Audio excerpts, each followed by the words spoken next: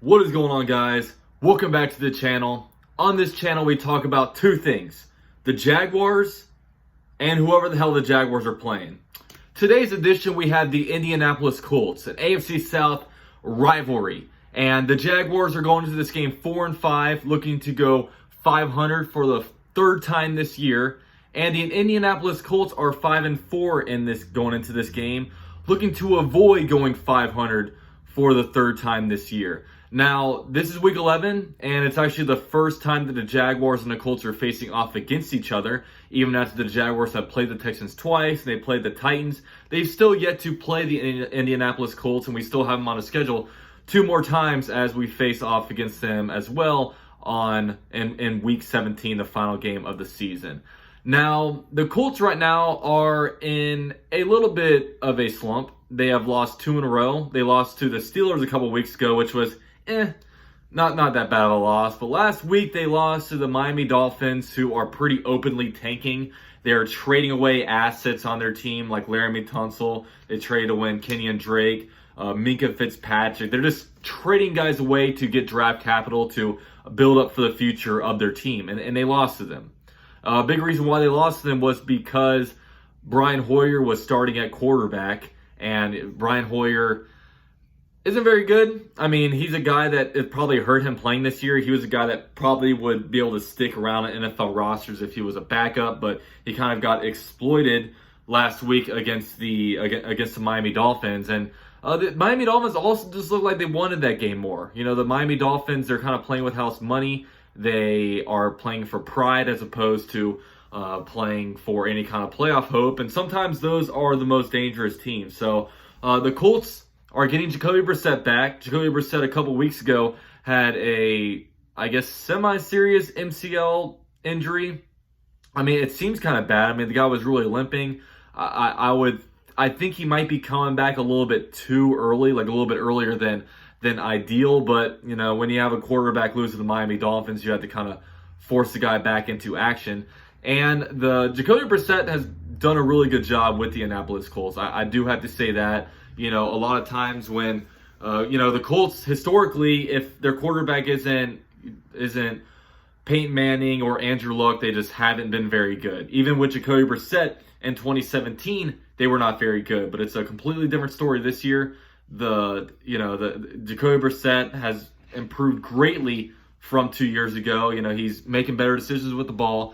He's throwing the ball a lot more accurately. And you can tell the guy is just a true professional, and he knows how to play the game of football. So, you know, with this game, with the Colts, I really do respect the hell out of the Colts. I really do, just given what they've done the last couple of years. I mean, they had a coach in waiting with Josh McDaniels. They were waiting for him to get done with the Super Bowl.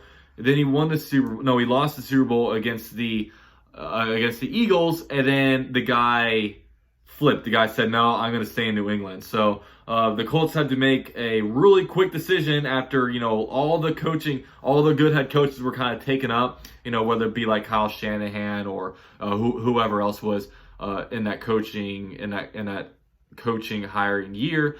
And they went out and got offensive coordinator Frank Reich from the Eagles. And Frank Reich has turned out to be a really good coach. I mean, you know, he led them to a wild card berth last season and even beat the AFC South champions in the playoffs. And I also really like the way their roster is built. They're a team that built through the draft. You know, they've totally revamped their offensive line, which was a big reason why Andrew Luck retired early, was because they weren't investing in the offensive line early enough in Andrew Luck's career. And, you know, and also when you look at free agency, they had a lot of money to spend, but they didn't go out and spend it. They waited for the waters to kind of die down, and then they, you know, brought in guys like Justin Houston. They brought in Funchess from the Carolina Panthers. So, you know, they're building the team right. So, you know, I definitely respect that about him. And they've got a lot of good playmakers on their team. You know, if you look at the offensive side, you know, T.Y. Hilton.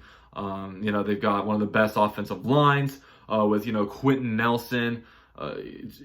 They've got, what's his name over in the center? I think Ryan Kelly at their center, Costanzo. They've got good, you know, Braden Smith is out there. They've got a good offensive line. Eric Ebron's a really good tight end threat. They got a couple of them with Jack Doyle. I'm not gonna lie though.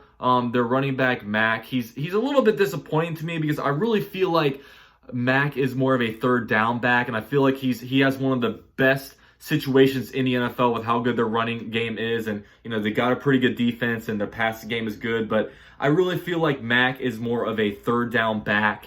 And if they would have signed a guy like Adrian Peterson in free agency to be that first and second down back, I think their running game would be so much better. But they lost out on that. I'm not mad that they don't have him. I just think that would have been the way I go, just because I think Mack is a little bit underwhelming. I know he's one of the top rushers in the NFL. I just think that they could have done better, given that offensive line. Like, a lot of times running backs are only as good as their offensive line. I mean, you're seeing New York Giants with Saquon Barkley. Saquon Barkley's great. The offensive line sucks. They're not doing as well. Joe Mixon with the Cincinnati Bengals, it's the same situation with them. And you kind of see that all throughout the NFL. Like, the run game is usually only as good as a offensive line. So, but with this game, man, Minshew Mania is over. It's done for now. Now we move on to Nick Foles. What is it going to be? Foles Frenzy? The Big Dick Nick Tricks? The Foles Fun Fuckery Frenzy of football? I don't know. Probably Foles Frenzy is the best. I don't know. You guys decide on that. I'm not the creative type. But it's going to be exciting having Nick Foles back, just because I think this team needs a spark, man. This team needs a spark. I think we got good players around the field. Maybe the tight end position is a little bit depleted. I think our offensive line, a lot of people hate on the offensive line, but I think the offensive line is actually decent at pass protection. It's just the run game. And I'm tired of people saying, oh, Nick Foles is going to die behind our offensive line. The offensive line, if you look at it and compare it around the NFL, it's not as bad as you guys really think. And a lot of times, Gardner Minshew had some self-induced sacks. I know some people are going to hate on me for saying that, but I mean, it's true. Look at the film. It happened. I'm not taking away from Gardner Minshew. He's a rookie, and it just happens. That's, rookies have their own issues, and that was one of his issues. The mental clock went off too early, and he would run into sacks. And hopefully Nick Foles can get the ball out quicker. He has a lot more experience. He's going to be able to read the field a lot better, and I hope he can provide a spark for our team, because we really need it. And the Jaguars have to go 6-1 down the stretch. 6-1, I think, to make the playoffs. 6-1 would get them at 10-6. They've got to win the AFC South divisional games. If you lose this game, you drop to 4-6. You drop to 1-3 in a division, and I mean, the playoffs are pretty much out of sight out of that. I mean, you're just kind of playing for pride after that. But the Jaguars, they know what they're bad at. We know what we're bad at. We're bad in the red zone. We have to do better in the red zone. I think the run game, I don't think that we're opening up enough holes in the run game. And I think, when you look at it, if we get turnovers, we generally win games. When we win a turnover battle, we do so much better. So we've got to create big plays on defense. We have to get up to a lead, and we have to hold the lead and let our defense and our pass rushing group pin their ears back and go out there and eat.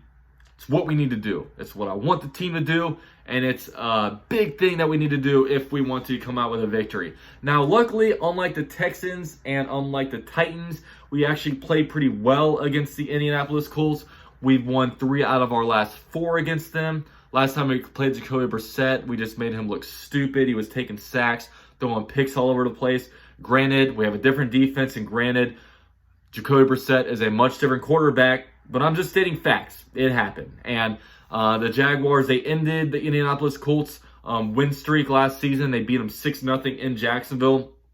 Strange game, but, we've always played the Colts pretty well, so hopefully this game we can do those kind of things against them and take advantage of this team, especially when they're down. They've lost a couple games in a row. They're going to be playing desperate.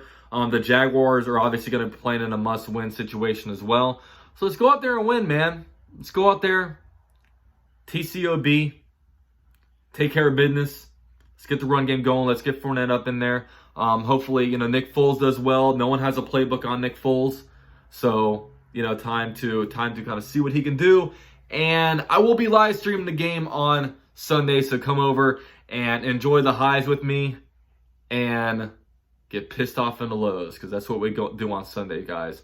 So thank you guys for watching this video. Drop a like if you enjoyed it. Let me know what you guys think of the Jags, of the video. You guys think we're going to win? Colts fans, drop hate on me in the comments for what I said about Mac or anything else about your team, because I know it's going to come. And the same Jaguars haters are going to comment down below too. Appreciate all you guys. Appreciate all the comments, likes, and everything. Go Jaguars. I'm out.